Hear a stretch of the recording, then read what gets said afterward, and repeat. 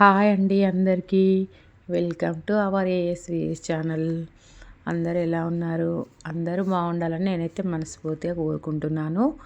నేనైతే మా ఇంట్లో వాసవి మాత అమ్మవారి పారాయణము, మణిద్వీప వర్ణన, సౌందర్యలహరి సామూహికంగా పూజ అయితే చేసుకున్నాను. ఆ వీడియోను మీతో షేర్ చేసుకుందామని పోస్ట్ చేస్తున్నాను. నా వీడియో నచ్చినట్టయితే లైక్ చేయండి. నా ఛానల్ని సబ్స్క్రైబ్ చేసుకోండి. మీరు ఇచ్చే ఒక్క లైక్ వల్ల నాకు మరింత సపోర్టింగ్గా ఉంటుంది. మరిన్ని వీడియోస్ చేయాలని చెప్పేసి అనిపిస్తుంది. Please like, share, subscribe. ముందుగా ఇప్పుడైతే వీడియోలోకి వెళ్ళిపోదాము. ఈరోజు చెప్పాను కదండి, వాసవి మాత అమ్మవారి పారాయణము, మణిద్వీప వర్ణన, సౌందర్యలహరి పూజ మా ఇంట్లో సామూహికంగా చేసుకున్నాను. అందుకే వాసవి మాత అమ్మవారి ఫోటో, శివపార్వతుల ఫోటో, తర్వాత అమ్మవారిని కూడా అలంకరణ చేశాను. అందరినీ పిలిచాను. ముందుగా అయితే నేను ఇది సాయంత్రం వేళలో చేసుకున్నానండి. మనము పూజ అయ్యేంత వరకు పాలు పండ్లు తీసుకోవాలి, కానీ ఏమి తినకూడదు. పూజ అయిన తర్వాత టిఫిన్ తినవచ్చు. ముందుగా అయితే వినాయకుని పూజ అయితే చేసుకోవాలి. మనం ఏ పూజ చేసుకున్నా ముందుగా గణపతి ఆరాధన చేస్తాం కదండి. ముందుగా గణపతి పూజనైతే చేసుకోవాలి. గణపతి పసుపుతో గణపతిని చేసుకొని తర్వాత శుక్లాంబరధరం విష్ణువు అని చదివిన తర్వాత గణపతి అష్టోత్తరాలు చదువుకుంటూ పూలు ఉంటే పూలు, లేదంటే అక్షంతలు సమర్పిస్తూ గణపతికి పూజనైతే చేసుకోవాలి. తర్వాత 2 అగరబత్తులు ముట్టించేసి స్వామివారికి చిన్న బెల్లం ముక్క నైవేద్యం పెట్టి ఎలాంటి విఘ్నాలు లేకుండా పూజ జరిగేలా చూడమని స్వామివారిని వేడుకోవాలి. తర్వాత వాసవి మాత పారాయణం అని చెప్పాను కదండి. వాసవి మాత అమ్మవారికి కూడా పంచామృతాలతో అభిషేకం అండి. పంచామృతాలు అంటే పాలు, పెరుగు, తేనె, నెయ్యి, చక్కెర ఇవన్నీ మిక్స్ చేసి ఒక బౌల్లో పెట్టుకోవాలి. ఇవన్నీ మన కన్యకా పరమేశ్వర అమ్మవారి విగ్రహంకు చదువుతూ అభిషేకం అయితే చేయాలి. అమ్మవారికి కన్నె పిల్లలంటే చాలా ఇష్టం అండి.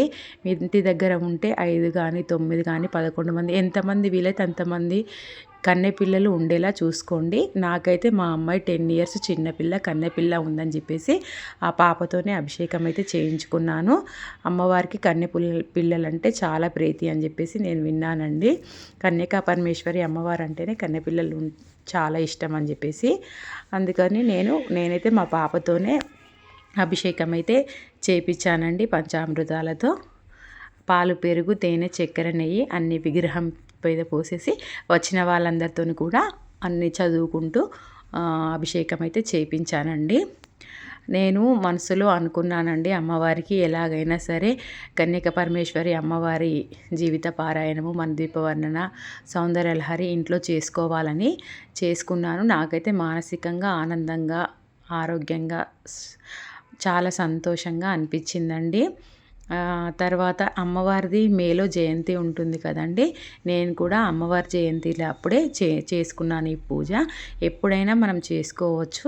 మన దగ్గర 5 కానీ 9 కానీ 11 మంది ముత్తైదులను పిలిచి సామూహికంగా ఈ పూజ చేసుకుంటే చాలా మంచిదండి.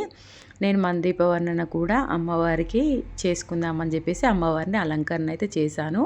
ముందుగా వాసవి మాత పారాయణం అయితే అందరం సామూహికంగా జీవిత చరిత్ర అమ్మవారిది ఉంటుంది కదా, అందరము చదివామండి. తర్వాత లలితా సహస్రనామాలు కూడా చదివాము. తర్వాత మణిద్వీప వర్ణన కూడా చదివాము.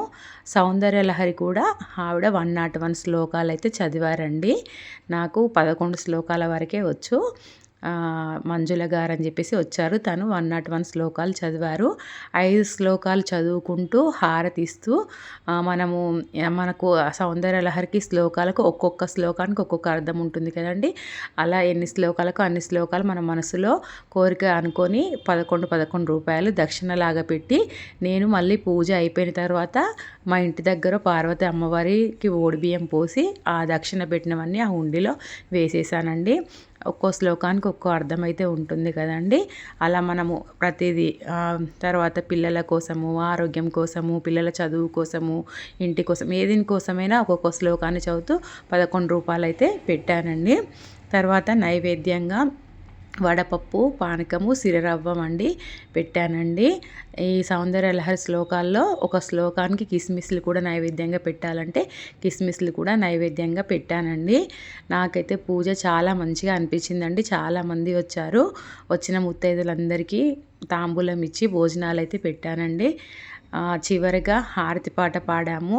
మంగళహారతి కూడా అందరం నిల్చొని మంగళహారతి ఇచ్చి మనం 3 కానీ 5 కానీ అమ్మవారి మంగళహారతి పాటలు పాడుకోవాలండి. పూజ అనంతరము భోజనాలు తాంబూలం ఇచ్చి పంపించాలి. నాకైతే చాలా బాగా అనిపించిందండి. మళ్ళీ కూడా నేను అమ్మవారిది చేసుకోవాలనుకుంటున్నాను. ఆ అమ్మవారు ఎప్పుడు దయ తలిస్తే అప్పుడు మళ్ళీ ఇంట్లో మందీప వర్ణన, వాసవి మాత పారాయణము, సౌందర్యలహరి శ్లోకాలు చదివించాలని సామూహికంగా చేసుకోవాలని అనుకుంటున్నానండి. నాకు మా ఫ్రెండ్స్ అందరూ పిలిచిన వెంటనే అందరూ పూజకు వచ్చారు. నేను పొద్దున నుండి అలంకరణ చేస్తే అమ్మవారి పూజ అయ్యేప్పటికీ పూజ స్టార్ట్ చేసేసరికి 6:30 అయిందండి. అంత పూజ అయిపోయేసరికి 9:30 అయింది. మా ఫ్రెండ్స్ అందరూ వచ్చారు. అందరూ చాలా చక్కగా అన్ని శ్లోకాలు చదివారు. నాకైతే చాలా బాగా అనిపించింది. తర్వాత మళ్ళీ మళ్ళీ చేసుకోవాలని ఆ అమ్మవారిని వేడుకుంటున్నాను. ఆ అమ్మవారి దయ అండి. ప్లీజ్ నా వీడియో నచ్చినట్టయితే లైక్ చేయండి. నా ఛానల్ను సబ్స్క్రైబ్ చేసుకోండి. Please like, share, subscribe. ఇదేనండి మా ఇంటి వాసవి మాత పారాయణము, మణిద్వీప వర్ణన, సౌందర్యలహరి శ్లోకాలు. Bye friends.